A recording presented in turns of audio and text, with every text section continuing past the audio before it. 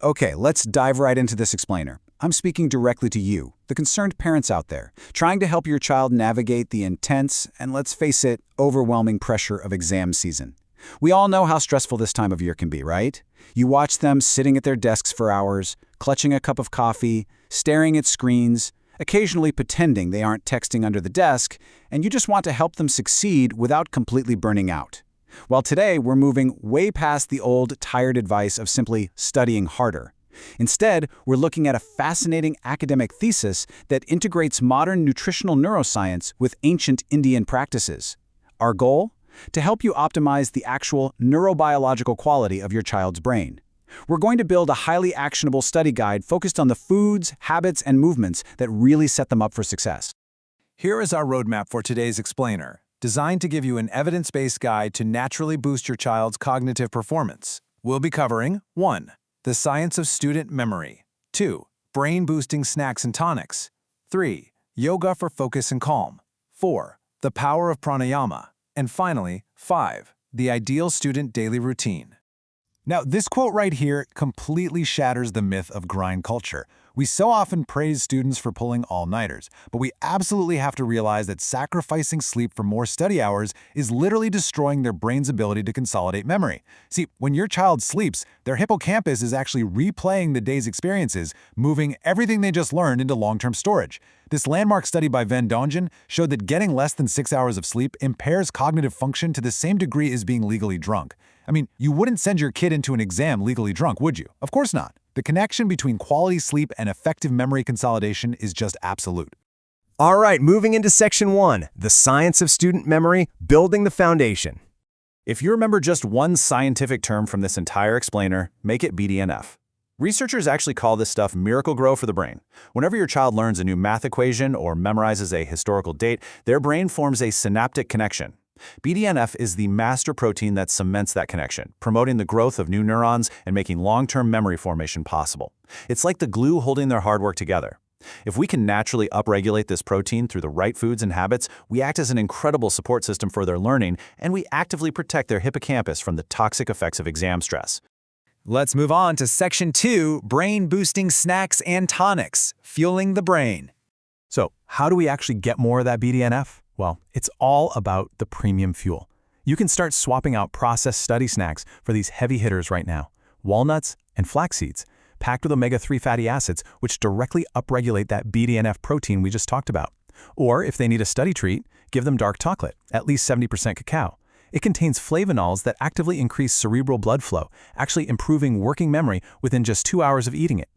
And then we have traditional Indian tonics. Brahmi has been shown in randomized controlled trials to create measurable improvements in working memory. Plus, a warm cup of haldi doodh, or golden milk, provides curcumin, which reduces neuroinflammation and, you guessed it, boosts BDNF. As parents, you might already know some of these remedies from your own upbringing, but seeing the modern scientific literature confirm it, that is incredibly empowering. These micronutrients, along with the omega-3s and antioxidants found in simple foods like berries, are absolutely vital for defending their cognitive health against exam stress. Chronic stress causes oxidative damage to brain cells, but the flavonoids in these snacks act like a biological shield, keeping those neural pathways clear and firing efficiently.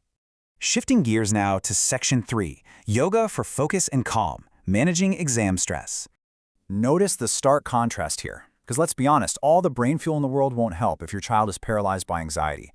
On one side, we have what many students default to, studying while sedentary with a smartphone pinging next to them.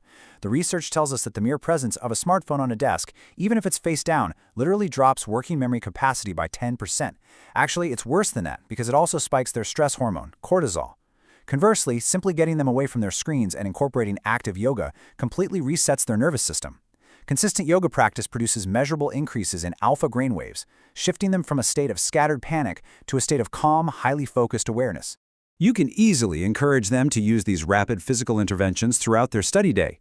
A morning routine of 12 rounds of Surya Namaskar, or sun salutations, creates a massive BDNF surge and pumps oxygen-rich blood straight into the frontal lobe. If they're feeling that pre-exam panic, have them do Uttanasana, just a simple standing forward fold. Clinical trials show this rapidly calms the fight-or-flight response, and even a quick balasana, or child's pose, offers a profound parasympathetic reset. It's like hitting the ultimate reset button to clear mental noise between tough study blocks. Building on physical movement, let's jump into Section 4, the power of pranayama, ancient breathing science. This is just a fantastic toolkit you can share with your kids. Breathwork is basically a remote control for the brain. These ancient pranayama techniques stimulate the vagus nerve, which is the communication superhighway between the gut and the brain. By consciously changing their breathing patterns, they directly command their cognitive regulation. Nadi Shodhana, or alternate nostril breathing, actually synchronizes the activity of the left and right hemispheres of the brain. And if they're feeling super lethargic in the mid-afternoon, a few minutes of Brastrika, the bellows breath, increases oxygen saturation and reaction time, destroying mental dullness without them needing to chug a sugary energy drink. Okay, this stat absolutely blew my mind. The data on Brahmi, the humming bee breath, is wild. Modern studies reveal that this specific vibration actually increases nitric oxide production in the sinuses by an incredible 700%. Nitric oxide acts as a massive vasodilator. That means it throws the blood vessels wide open, delivering a huge rush of oxygen straight to their tired brains while simultaneously tanking their anxiety levels. It is the perfect 5-minute exercise right before they crack open their textbooks. Let's tie all of this together in Section 5, the ideal student daily routine, Dinacharya. This timeline beautifully maps out a sample daily routine aligned with a student's natural circadian rhythms. It starts early with movement and breath work to prime the brain. Then a nutritious breakfast of almonds and haldi doodh for steady glucose and acetylcholine production.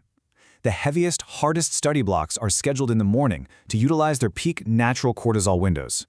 And look at that 1:30 p.m. power nap.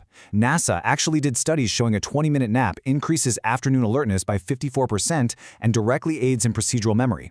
Finally, light evening exercise flushes out the day's stress, leading into a non-negotiable 7 to 8 hours of sleep. Now, within those study blocks, we absolutely have to enforce strict digital hygiene. We already talked about how phones drain working memory. So, removing the smartphone entirely from the room and working in 50-minute chunks followed by 10-minute breaks ensures the deep encoding required to actually retain what they're reading. It's about the quality of the focus, not just the quantity of time spent slumped at a desk. I want to leave you with this paradigm shift, which is really the heart of this entire explainer. The evidence is unambiguous. A well-nourished, well-rested student who moves their body will dramatically outperform someone who neglects these foundations, regardless of how many hours they stare at a book. By optimizing their nutrition with walnuts and Brahmi, regulating their stress with pranayama and yoga, and fiercely protecting their sleep, you aren't just helping them pass a single test. You are nurturing a resilient, healthy mind that will serve them for life. So I have to ask, which of these habits are you going to try bringing into your home this week?